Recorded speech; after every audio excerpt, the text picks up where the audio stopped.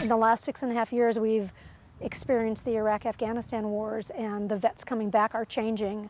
So I've personally done focus groups with the new returning vets. I've done a lot of research. The old way of doing things doesn't work, and they really are developing new best practices for Iraq-Afghanistan vets. And what I learned in the focus group 6 years ago is very different than what we're actually instituting today, because things have changed. For example, a focus group with Iraq-Afghanistan veterans, they originally told me that they didn't care who worked with them as case managers as long as they had served in combat.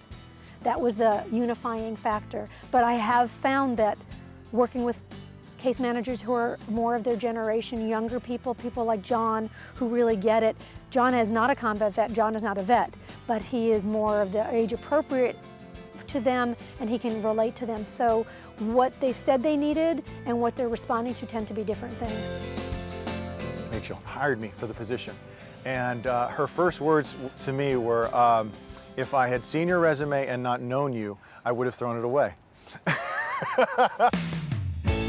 Me being a psychologist in this environment, being in obviously the west side of Los Angeles, where there's Brentwood and Beverly Hills and all these obviously well-to-do areas, me coming from maybe an environment where I did have privilege, one thing that I believe that I do have in common with some of these other individuals, the participants in our program that maybe didn't come from those areas, is culture. Hollywood is predominant here, and movies are a source of fascination and interest and inspiration for a lot of the guys.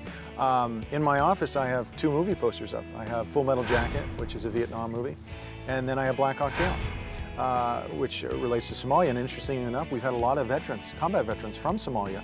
They'll see that poster and they'll say, wow, you know, there wasn't a lot of recognition from that conflict. So what I do is I bring in movies. We talked about those great movies, right? With the wise sage that helps move. We talk about Daniel LaRusso, Mr. Miyagi, or Obi-Wan Kenobi and Luke Skywalker. We all need those types of figures in our lives. I and the rest of the staff here in some way fill that purpose for you. I brought up Obi-Wan Kenobi as being what we would call, from a Jungian standpoint, he is an archetypal figure. He is the wise man. And I try to get them to see that in some way that I portray that role in their lives. You are human beings, I'm a human being. I suffer, you suffer. I've been depressed, you've been depressed. I felt guilt, you felt guilt. So the way in which I relate to you is by relating deeper to myself. When I'm in class, I tend to refer to myself in the first person, primarily because I really want to, I guess, indicate to the guys that I'm in this with them, that this is not a burden that they have to go through on their own. So whether it's an I or a we, it's a sharing of this experience together. And to let them know that this journey that they're on right now, this experience that they're going through, is one in which they'll need a guide. They'll need someone to help support them along the way. Too often in society, they've had the finger pointed at them and said you, and that can tend to stigmatize. And I think at other times to create a less than kind of relationship. And I definitely don't want to present that at all. What's the predominant emotion that is allowed being a soldier? Anger, absolutely.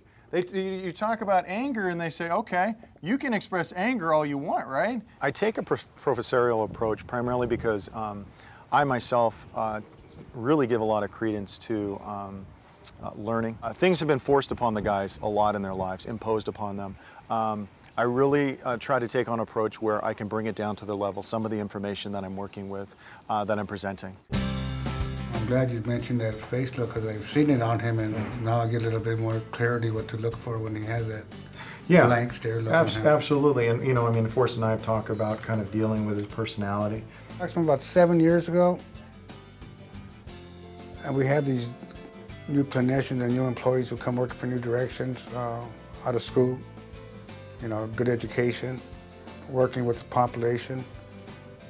7 years ago, I would say they had no idea what's going on. Today, I'm a lot open-minded more about the new staff and clinicians who come to work here. I didn't know anything about mental health back then. Lord, suffering ceases to be suffering once we recognize its meaning. We're developing something deeper inside of us to help keep us grounded and to provide us with a foundation right now. And so what I like to do in all my classes, I bring in this concept of suffering and attaching it to meaning. Because whether you're a veteran or whether you're an individual who's been abused in your life, there is this disconnect from purpose. Why did this come from? Why did this have to happen to me? Survivor guilt is common with a lot of the younger vets that are coming back today. Why? So bringing it out to a broader perspective and attaching some type of meaning and purpose to whatever that experience was really helps to, I think, encourage the guys to see. Again, Gary and my relationship is very unique. We've had somewhat of an arc in the way in which we've kind of grown to really admire each other, not only professionally, but personally.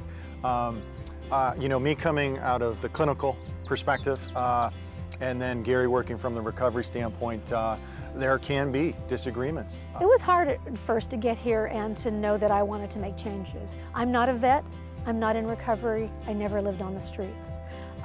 I look at those as actually negatives. That's one of the only places in the world you can get a job, and it's a negative that you're not a drug addict and that you haven't been homeless. Traditionally, people who've gone through substance addiction programs want to make sure that the program that you present to the next generation is very similar to what they went through. It worked for them. They want to make sure you have a program that will work for those behind them.